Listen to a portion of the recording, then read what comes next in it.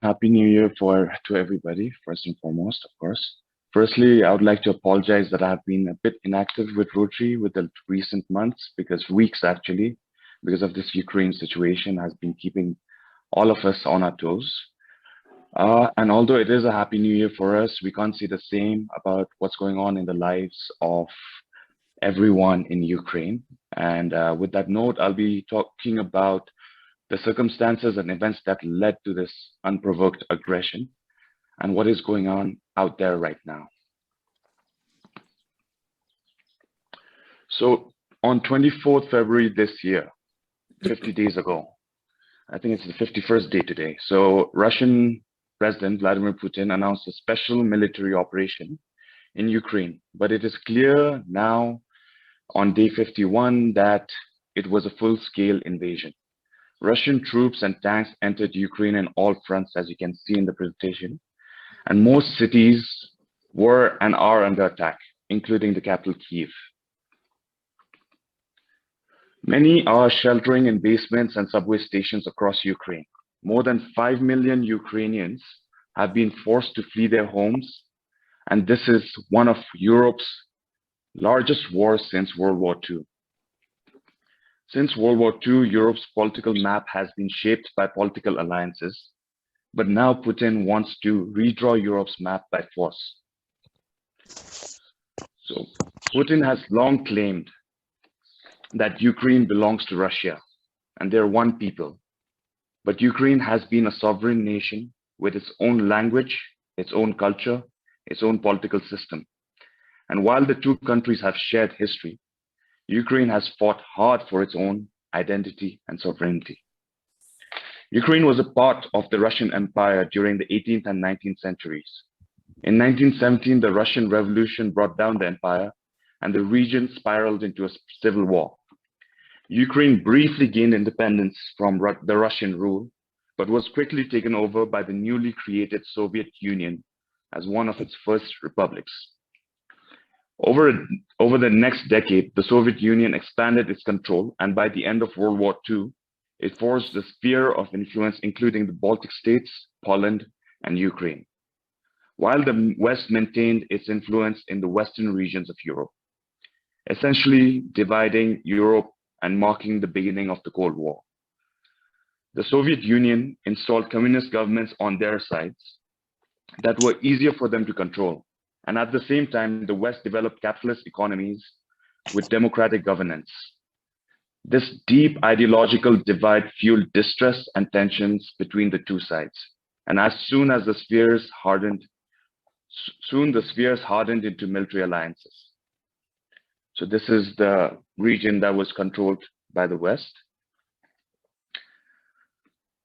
And so in 1949, the West, with US and Canada, formed the North Atlantic Treaty Organization, or the NATO, and promised to defend each other from invasion.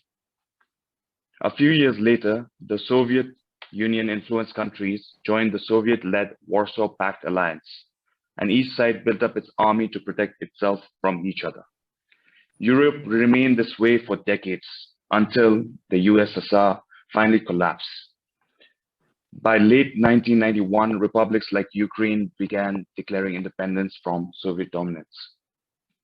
The Soviet Union dissolved into 15 independent countries, including a much weaker Russia, and the Soviet sphere of influence disappeared as many countries overthrew their communist governments. Even though the Cold War ended, the NATO alliance was still going strong. In fact, it was expanding. In 1999, Poland, Hungary, and the Czech Republic joined the NATO.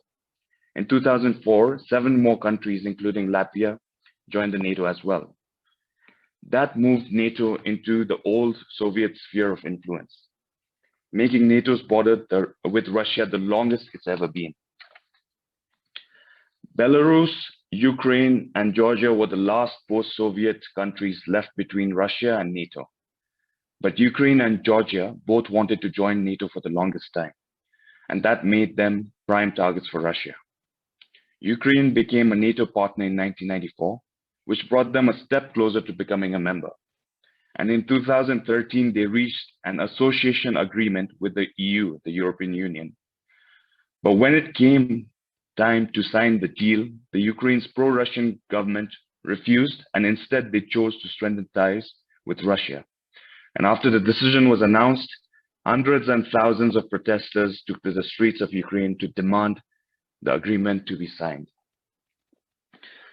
After months of peaceful protests, the pro-Russian Ukrainian president cracked down and killed more than 100 protesters. This was 2014. So this sparked more protests, which eventually drove the president out of the office. This meant Putin was losing his influence of power over Ukraine, so he decided to use force instead. So first, he invaded and annexed Ukraine's Crimean Peninsula. Then Russian-backed separatists captured the region of Donetsk and Luhansk and declared them independence of Ukraine. Since then, Ukraine has been locked in conflict with Russia. That has killed more than 14,000 and displaced nearly 2 million people. This was before the war. And for nearly 8 years, Putin held on to the regions, destabilizing Ukraine and keeping it from moving closer to the West. But in November 2021, Putin decided to go all in. Satellite images showed at least 100,000 Russian troops and equipments piling up along the border of Ukraine. Putin repeatedly denied any plans to invade Ukraine, but weeks later, he presented his demands to the West. His demand was that NATO stop expanding and move its military borders back to where they were in 1997.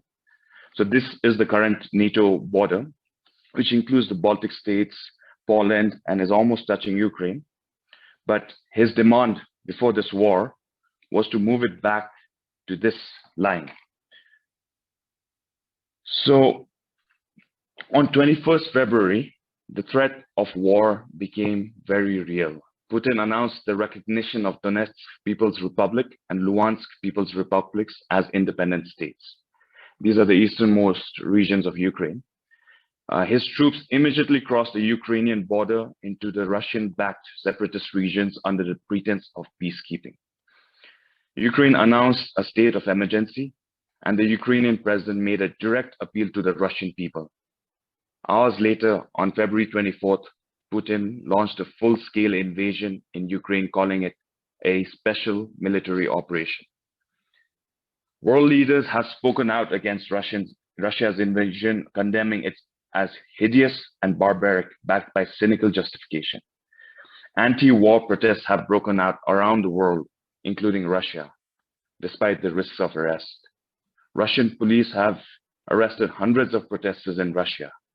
And recently, the Russian government has passed a new law that could put a Russian citizen in jail for up to 15 years for just calling the Ukrainian invasion a war. Neighboring countries have opened their borders as hundreds and thousands of people try to flee from the country. NATO's response force has been activated for the first time in history, and US has sent additional troops to the Eastern Europe. But in many ways, the world has been treading very carefully. Putin controls the world's largest arsenal of nuclear weapons and has already threatened directly to anyone who might interfere.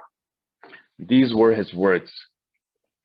Whoever tries to stop us should know that Russia's response will be immediate and will lead to such consequences that you have never faced in your history. He directly spoke this in a televised interview. So countries around the world are imposing one of the hardest economic sanctions to slow Putin down and sending tons of military aid to support Ukraine. For now, Russian forces keep pushing further, but Ukraine is fighting back. No one expected the strength of the Ukrainian leader, President Zelensky, or the resilience of the Ukrainian people. The war did not turn out as Putin had expected. He expected a swift victory. But now Russian troops have been withdrawing from Kyiv, and it is said that they are concentrating their efforts in the eastern regions of Ukraine. However, it is expected that the next phase of fighting will be more brutal, more vicious, with much more higher civilian casualties. This is a picture of Mariupol, where I think it was 12th April when the mayor of Mariupol mentioned that almost 20,000 unarmed civilians were found dead. So this is the atrocity that is going on right now. So if this war is not stopped, this could become the worst war after the two world wars, and we will see one of the saddest moments in human history.